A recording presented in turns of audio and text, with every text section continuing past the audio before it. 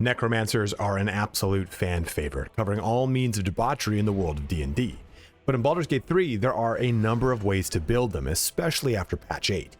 In this video today, I want to give you an updated build for my Necromancer by combining the new Death Cleric with the age-old Necromancy Wizard.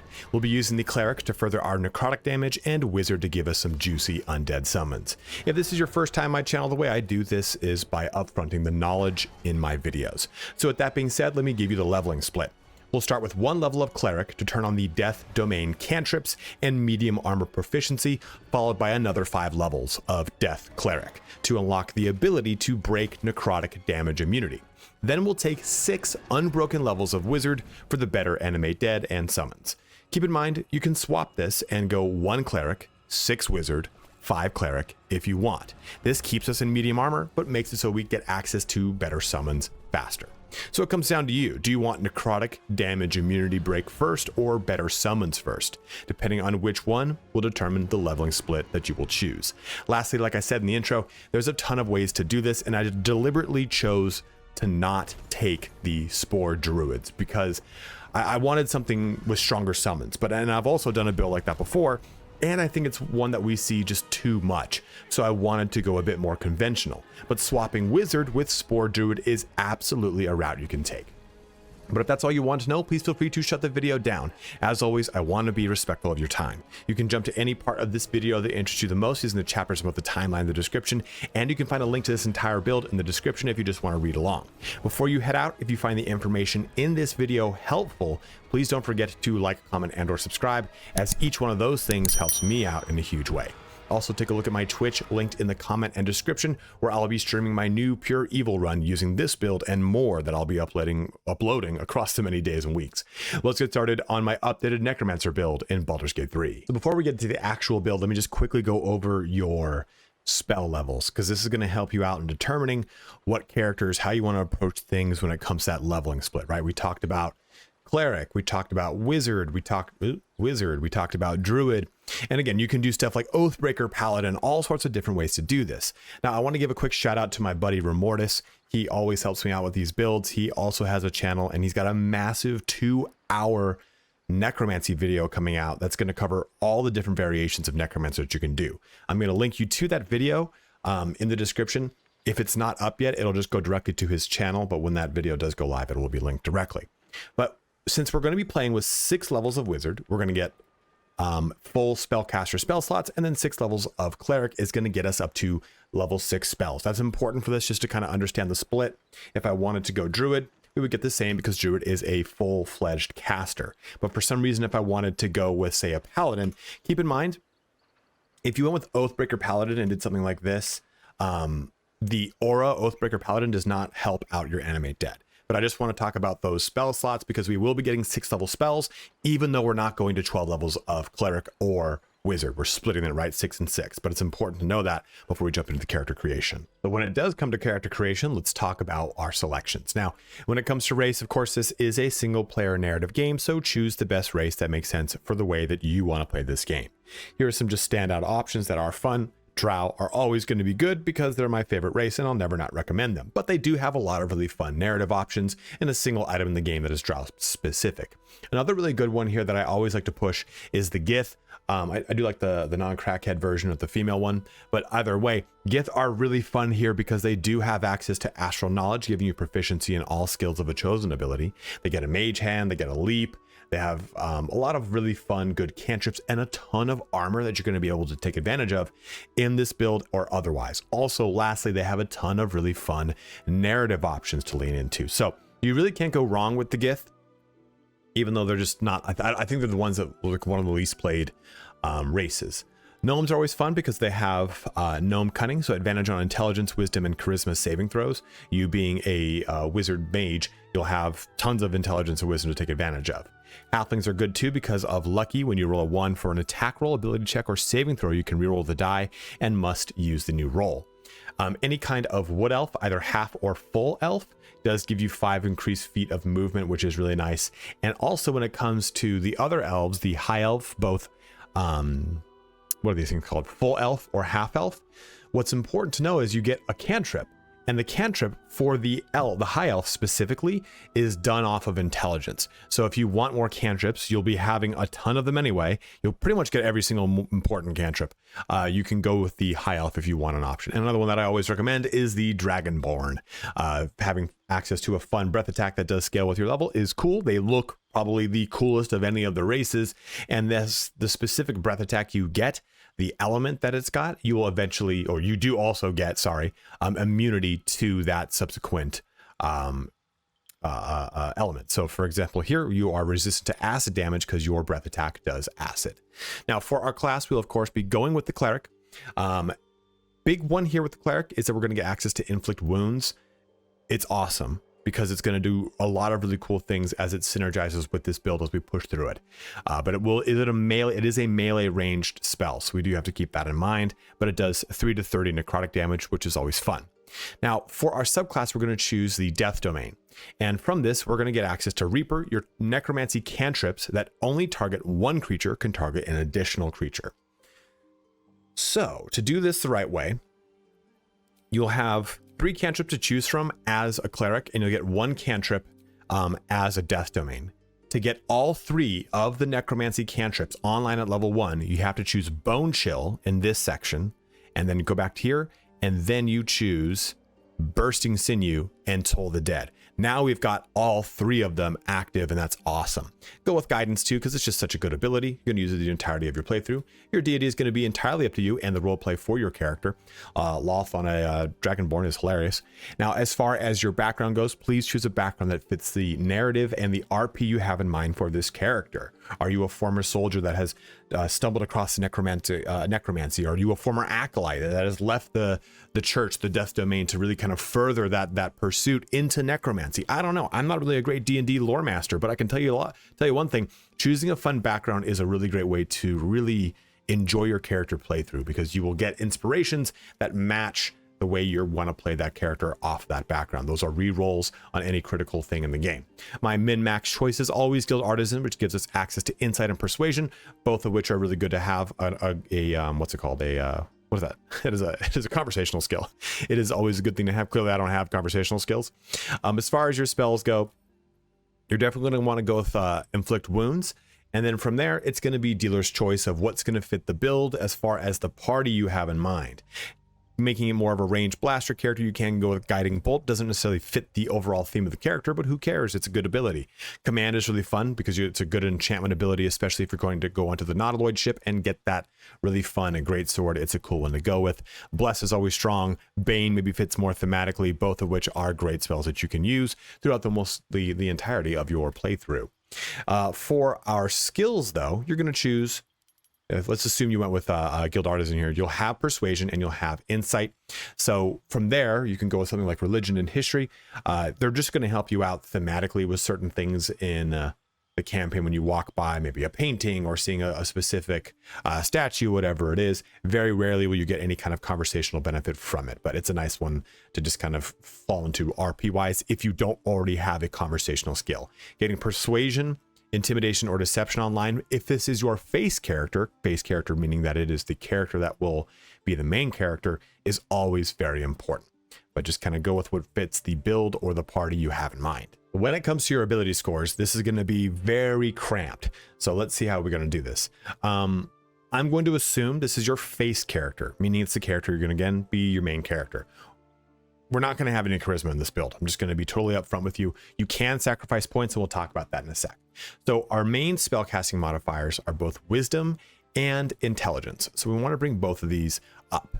So I'm going to bring Wisdom here to 15, give it a +1, and Intelligence to 14 and give it a +2. So now both of our spellcasting modifiers are at 16. You can move Wisdom down if you want. And I think that's probably the one that makes the most sense to move down. Like if you were to say, bring this to 14, I think that makes tons of sense, because then you can put some points here into charisma.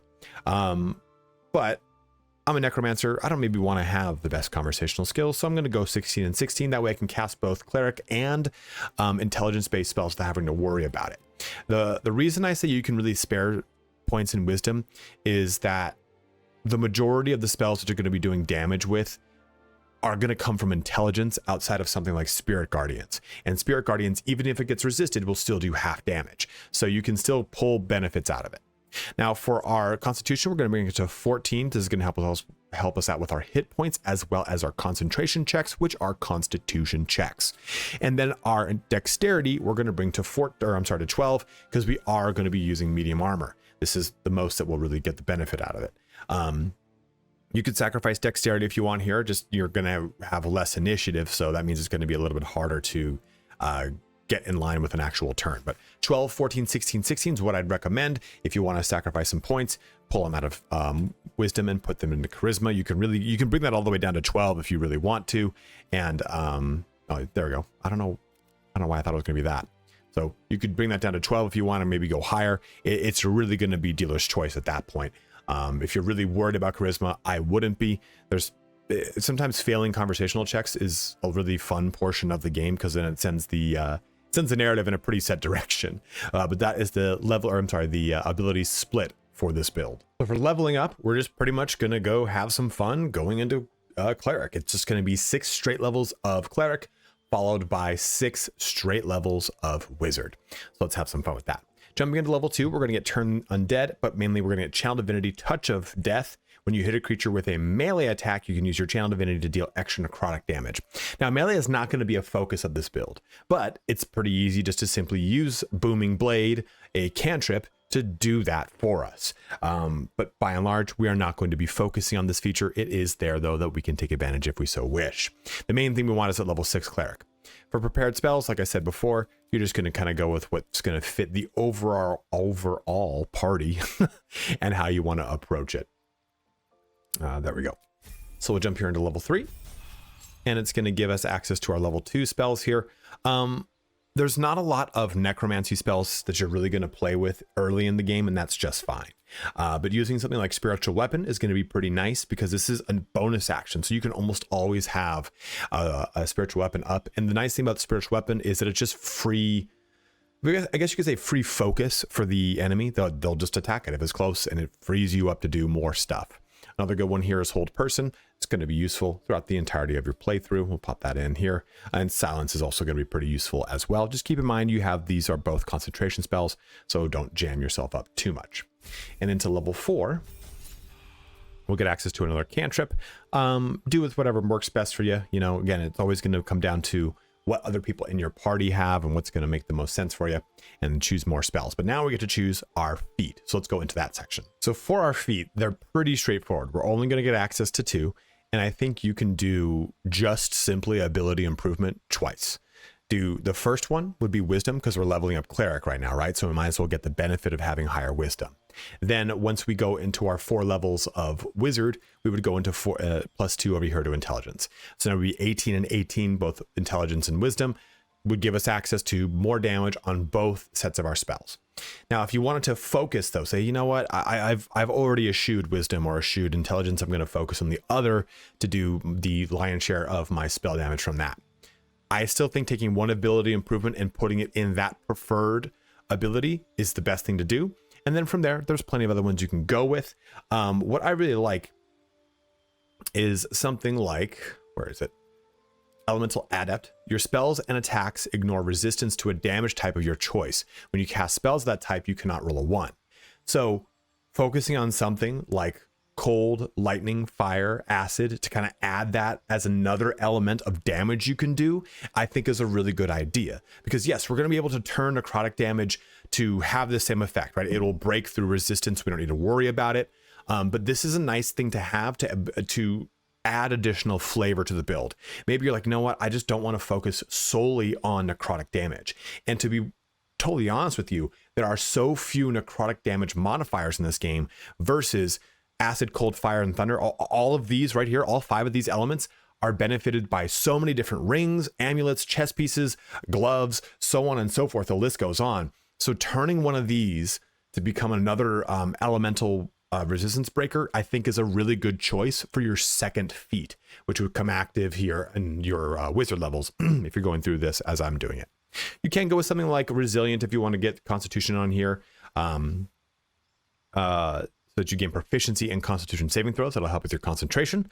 Spell Sniper is always really good here, so that rather than rolling a 20 to critical hit with your spells, you would roll a 19. All great options. Warcaster is okay, but it is one that you definitely would use when you are playing a caster, and Lucky is another real good standout one. But my big picks here again are for ability improvement and elemental adept if you didn't want to go ability improvement twice in a row. Jumping into level 5 for a cleric, it's going to be all of our new fun spells, and we have quite a few to take advantage of.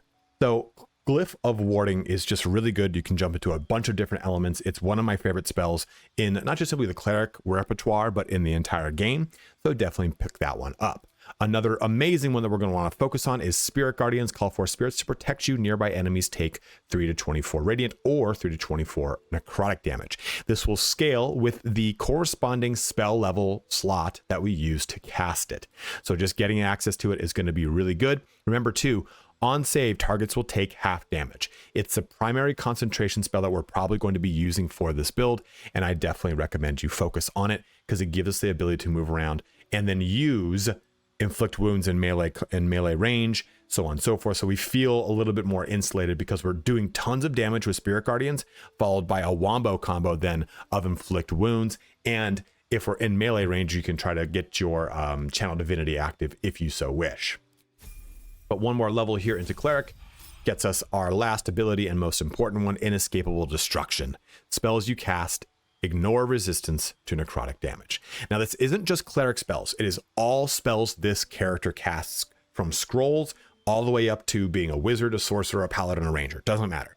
Any spell you cast is now ignorant of resistance to necrotic damage. Is that a statement? Is that a sentence that I can use that makes sense? I'm gonna do it. And let's go ahead and accept that. We'll push into our 7th character level, but we're now going to pivot into wizard. So from here, we're going to get access to more cantrips. And remember, if you block out all the cantrips, you can see that this shows us which ones we already have. So you won't accidentally choose cantrips you've already selected. So we can get something like, Shocking Grasp, Ray of Frost.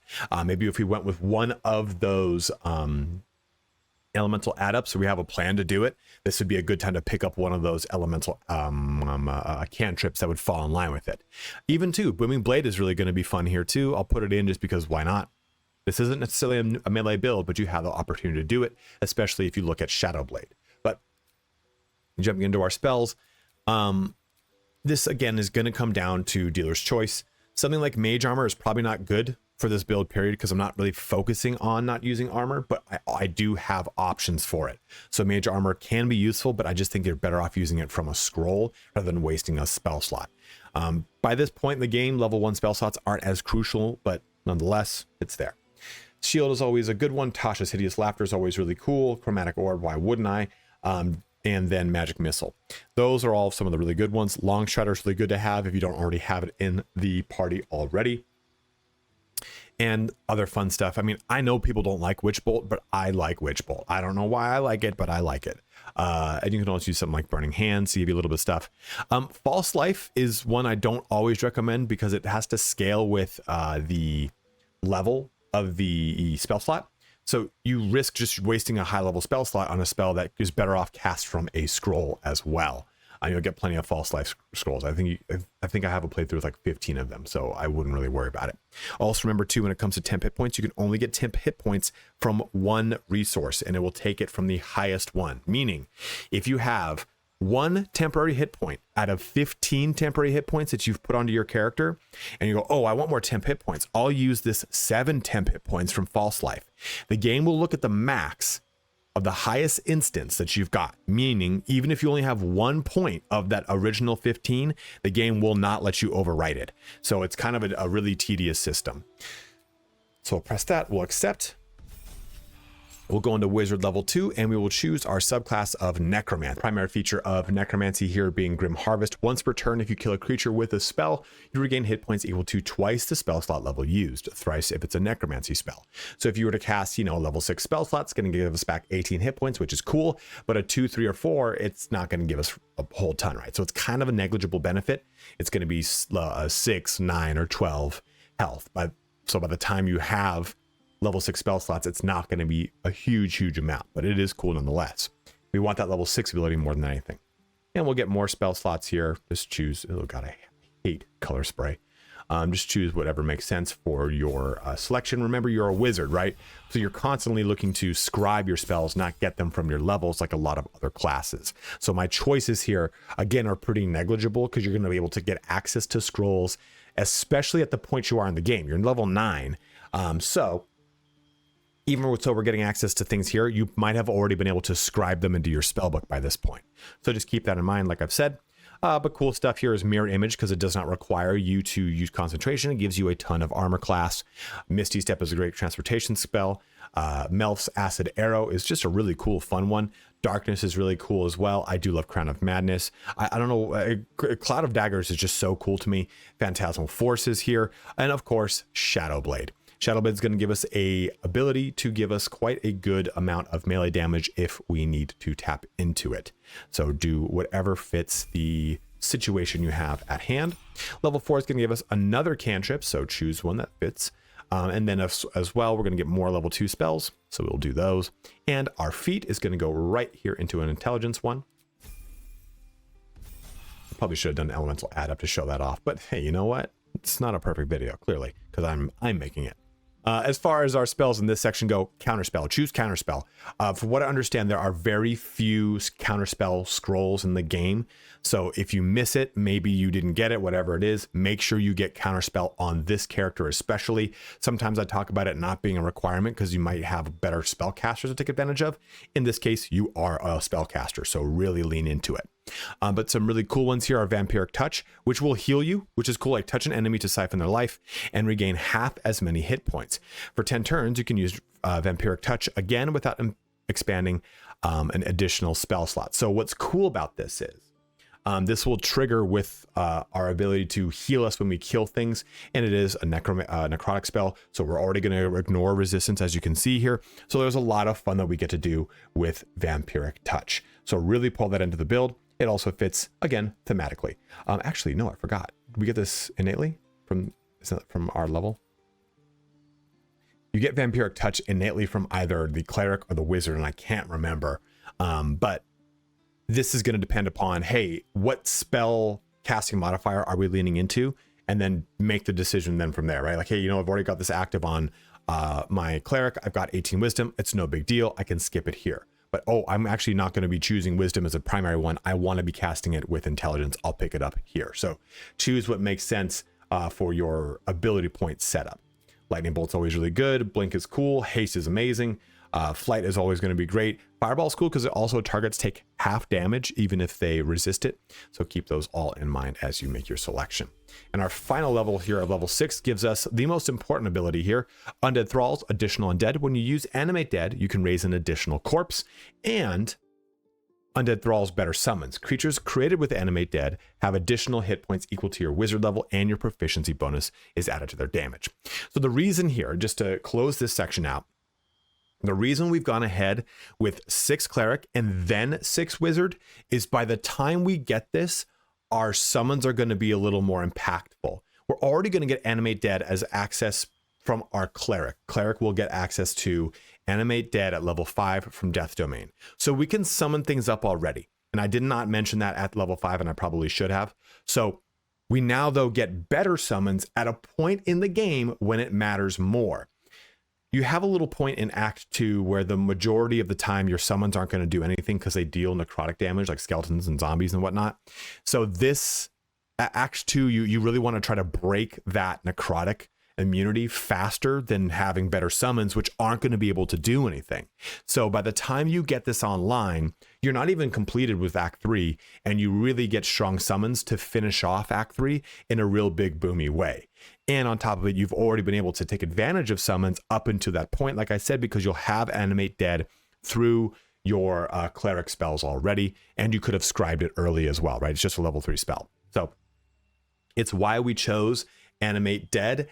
Our Wizard second and our Cleric first. So before we get into our actual discussion about our gear, let me show off 2 items I do not have in this playthrough, which I think are good to fun, you know?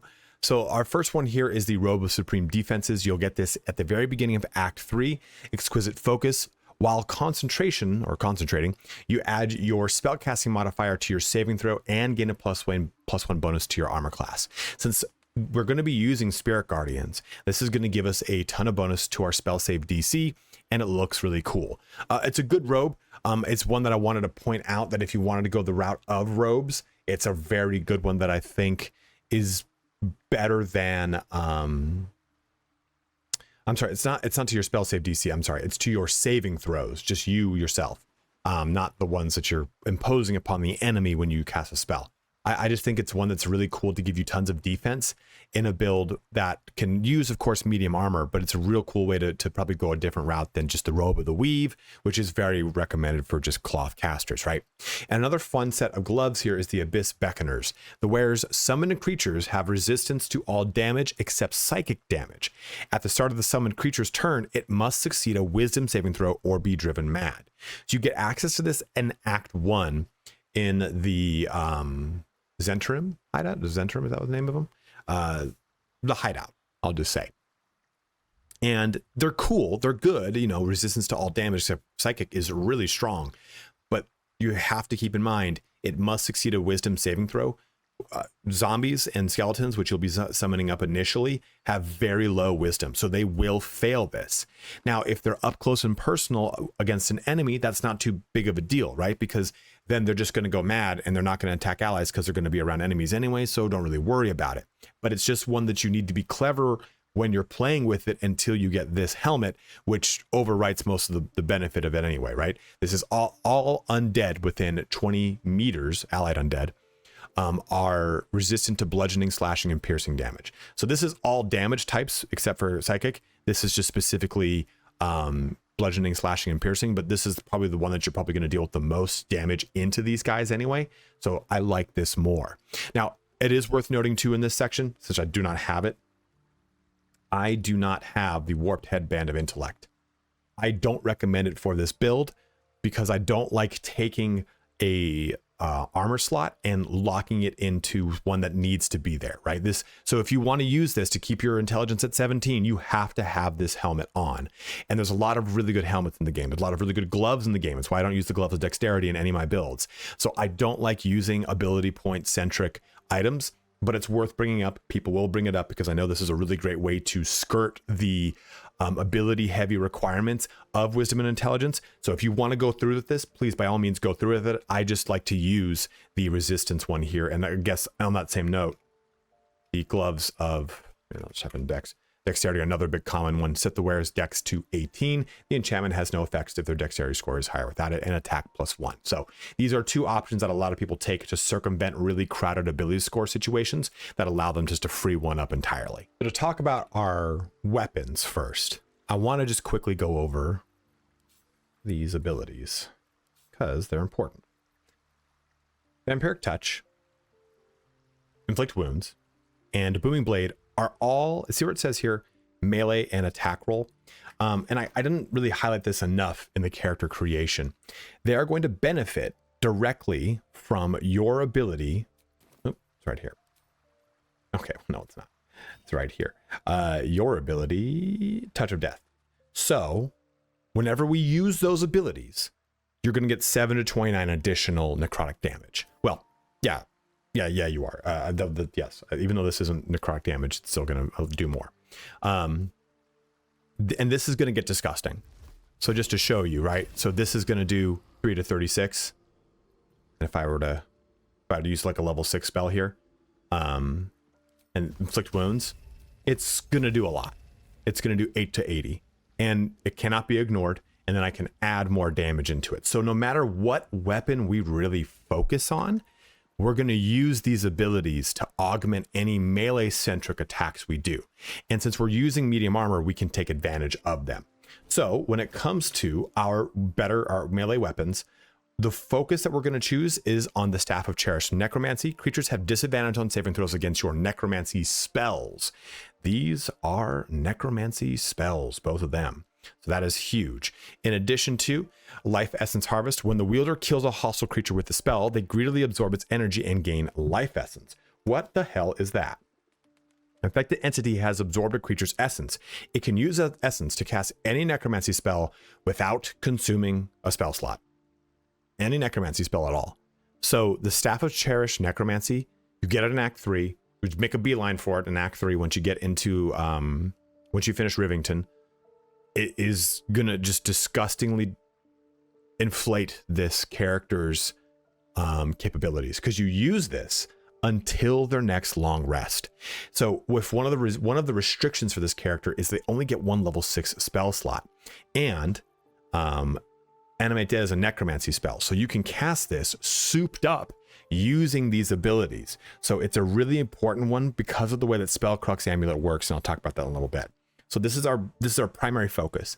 Until then, use whatever staff you wish. This one helps out with cold damage. You get it in Act 1. This one gives you Arcane Battery as well as +1 to your spell save DC.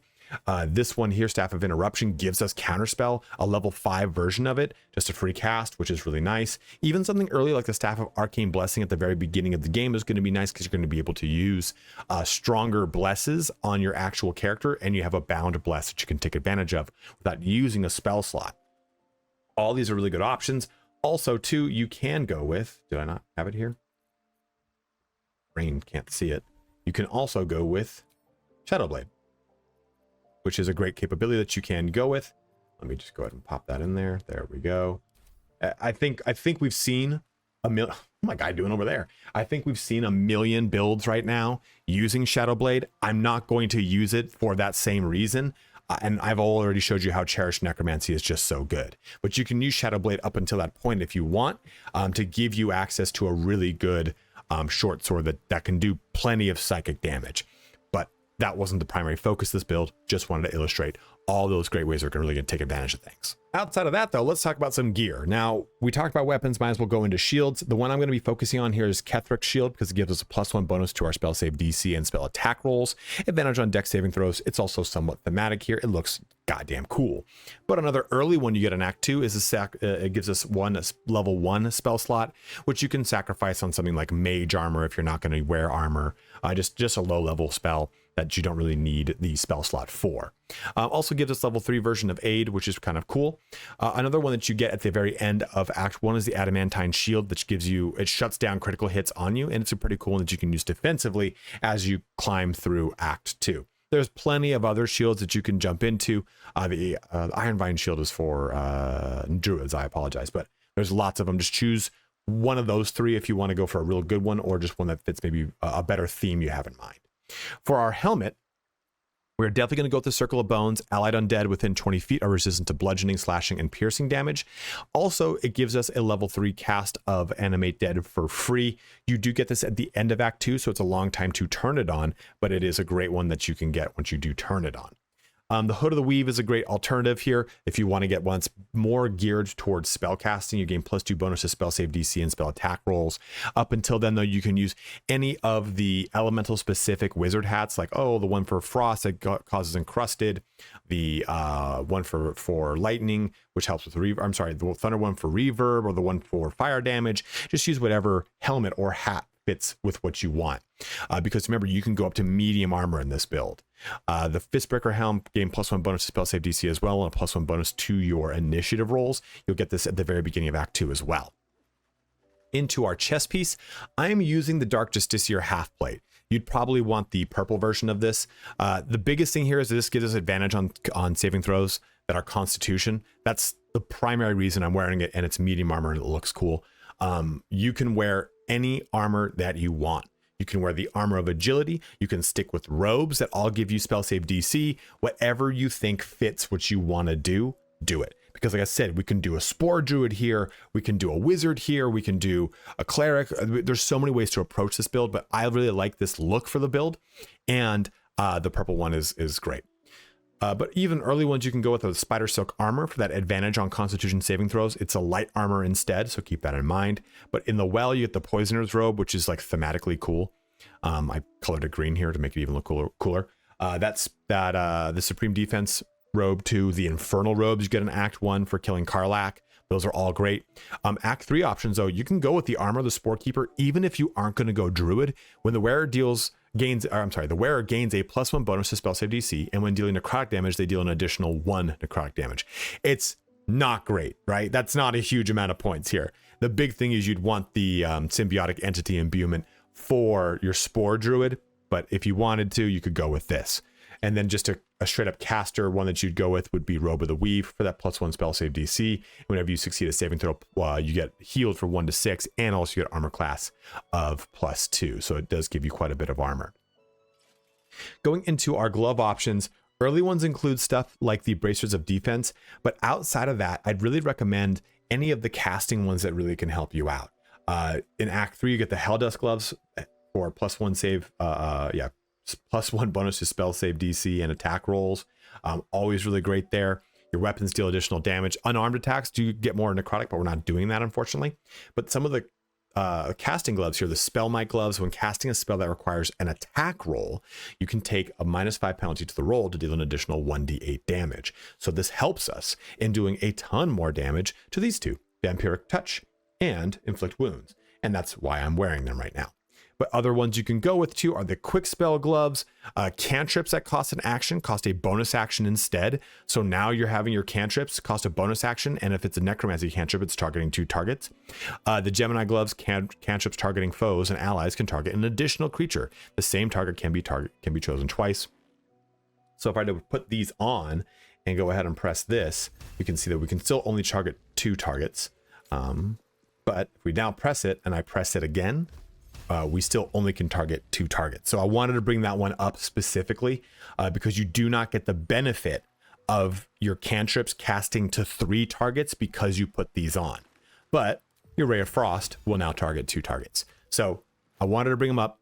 It's a once per short rest here. So just keep that in mind if you just had to go with them. I think the Spell Might gloves are the better choice because they're going to help us out with the big damage numbers from Vampiric Touch and from Inflict Wounds.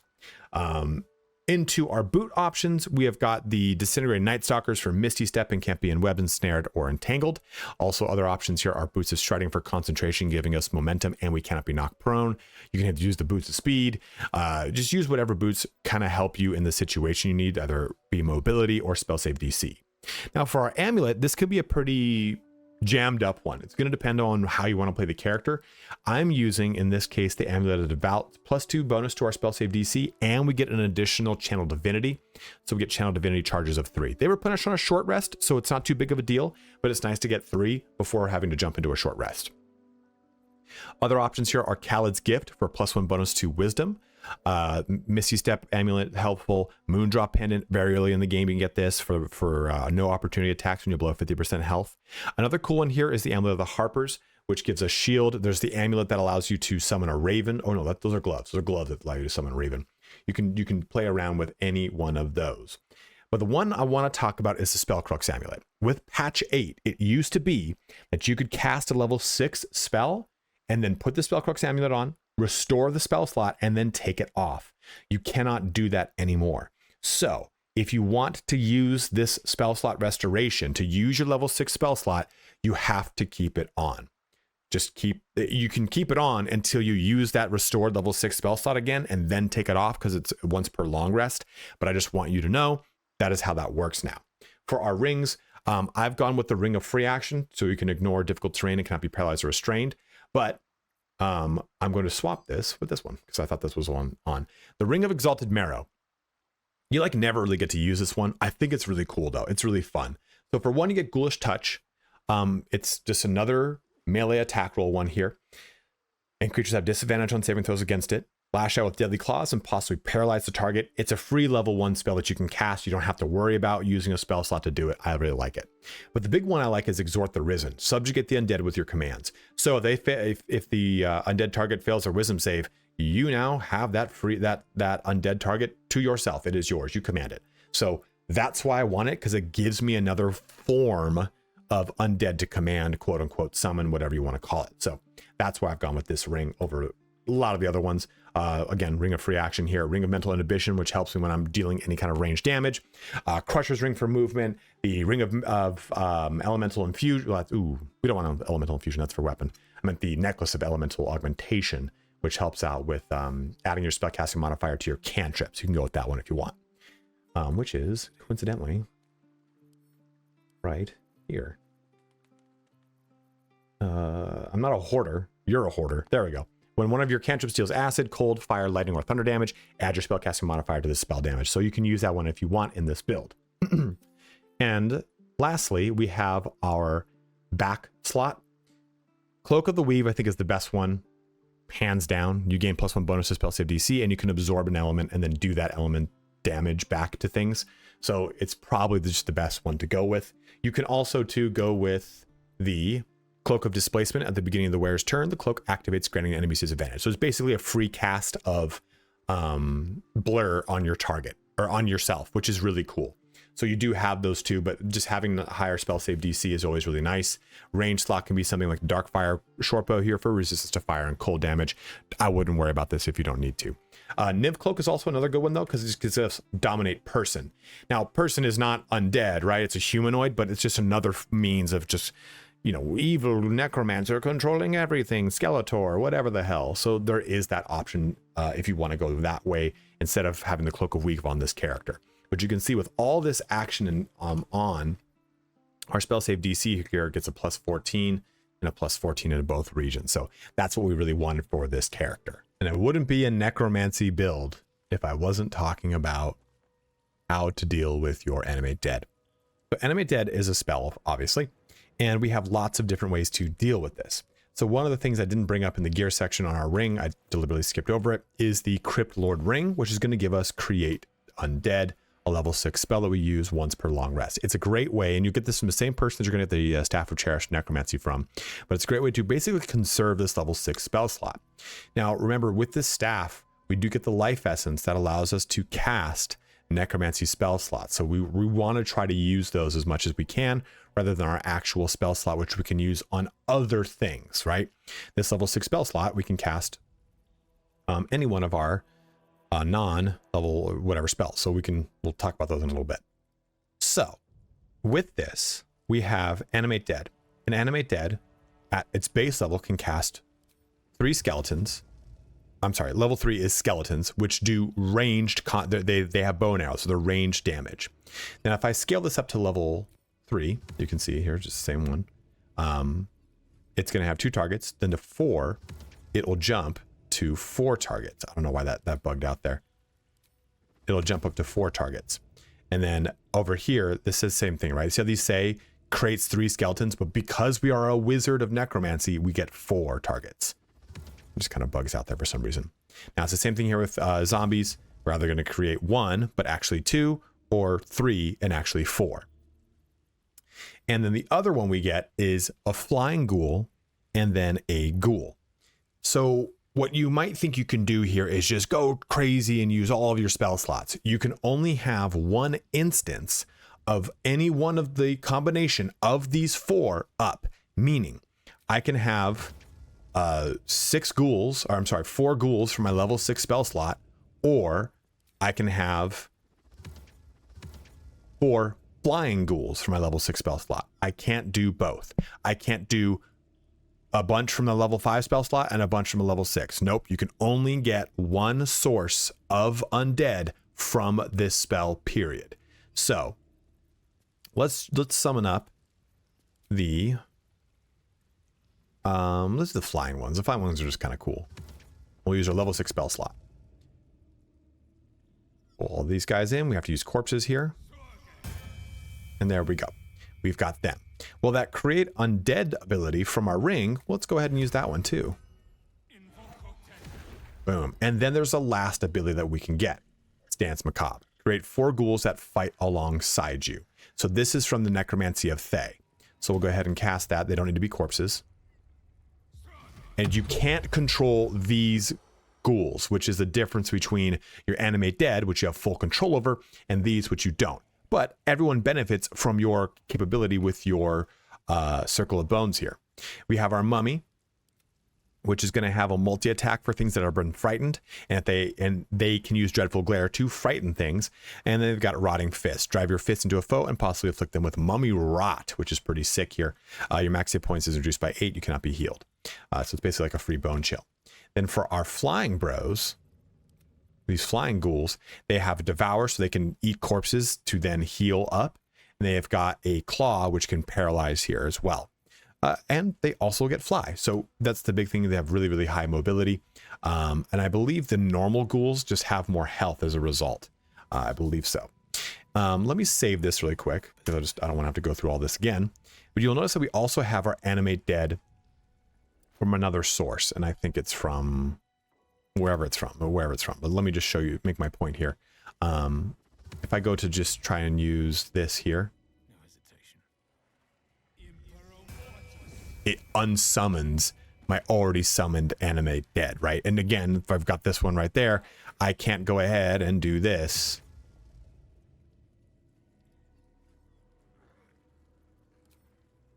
It will unsummon this one.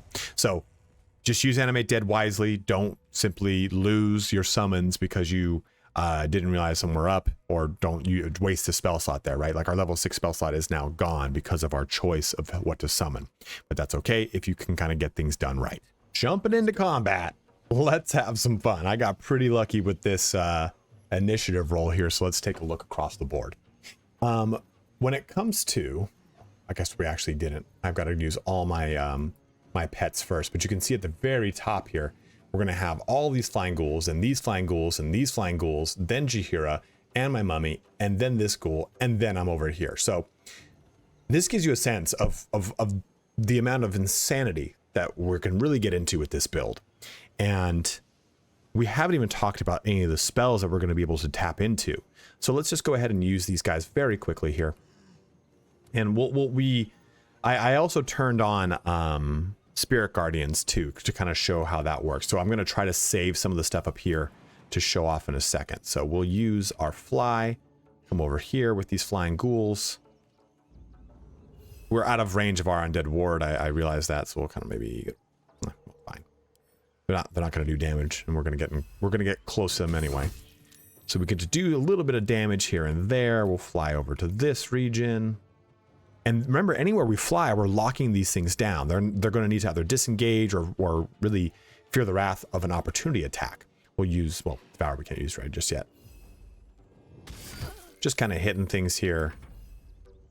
Keep everything there. This person's going to shoot down at us, I think. No, he's just going to dash because, I mean, that's the accurate choice to make in this situation when you're surrounded by tons of undead. I wouldn't in any way, shape, or form feel like I'd be prepared for this fight at all.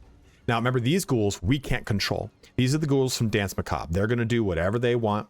They're going to go run around. They're going to do their damage. In that case, I guess they're just going to use dash and not do anything because that was the right choice, I suppose.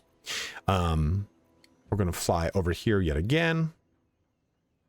Maybe get a little kill on something. Let's see. And this is the fun thing. I'm just using these to harass stuff. This is what you want with a necromancer, right? It's just swarming things with the undead, which is really fun. Over there. I'm not worried about that undead ward dropping, remember? Okay. Yeah, okay. Still got the critical hit off. Whatever. Cheater. Someone's hacking. You could end your turn. And now we've got our mummy. Mummy, of course, this is all under like the same primary action, right? So we can't like Dreadful Glare and then multi-attack. It's an unfortunate circumstance. So you kind of have to try to line this up as best you can. It's why the mummy is really good for like harder targets that probably won't get killed in one turn, versus say, you know, something like this, we're probably going to die here in this turn. And well, we'll just go over here and slap this thing. Do another hit right there. But again, we could have done Dreadful Glare there to try to frighten it. We'll lose control. We won't have any control of this zombie. And then we'll finally come to the main. You're just going to dash? That was a wasted dash. We're going to come over to this character to have fun. So we have cast a level 8 version of Spirit Guardians, which is going to do 4 to 32 damage per turn. And that's a concentration spell. So we have to keep that in mind. Some other spells that I actually scribed onto this, just so you can see some of the high level spells, are Circle of Death, which we don't have prepared. This is going to do a lot of damage. We have Eye Bite, which is a concentration spell, which is kind of, I kind of like Circle of Death a little bit more because it's not a concentration spell, but creatures have disadvantage on saving throws against your necromancy spells because of our Staff of Cherish necromancy. Dethrone is just a really big bomb of damage, shreds a foe's very essence by pulling on strands of the weave, and they still take half damage, so it's 30 to 80 damage here. Quite good. Blight is another really good one. Plants take max damage from the spell and have disadvantage on saving throws against it, but it is another really good big damage spell that you can take advantage of. But our big ones that we're going to focus on right now are Vampiric Touch and Inflict Wounds, just to kind of show what that damage profile looks like again. But I also want to show off Spirit Guardians. Let's run right here. Now everyone just takes spirit necrotic damage as they come within range of me, which is just a lot of fun. So let's go ahead and cast a level 5 Inflict Wounds because it's going to be juicy. It's a 60% chance to hit right now because we have this on, but I'm trying to get the big damage number. So let's see what happens. Oh, man. Here, we'll shut it off and see what we get right now.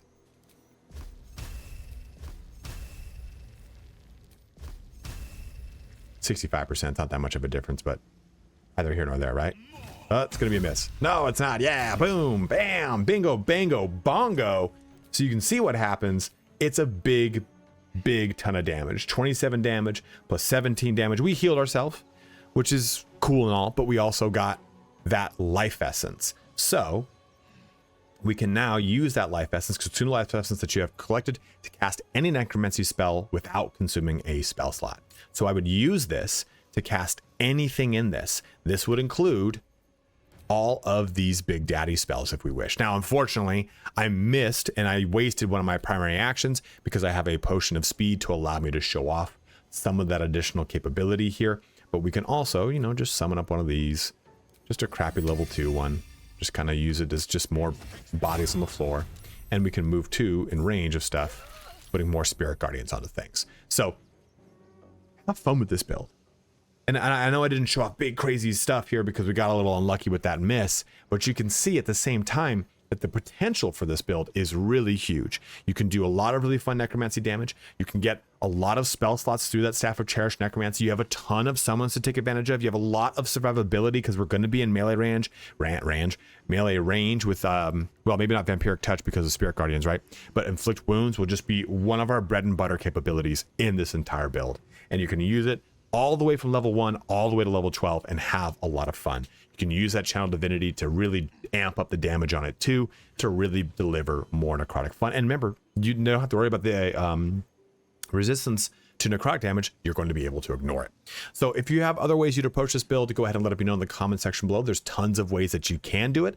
But as always, guys, thank you so much for watching here today. Have a good one and take care.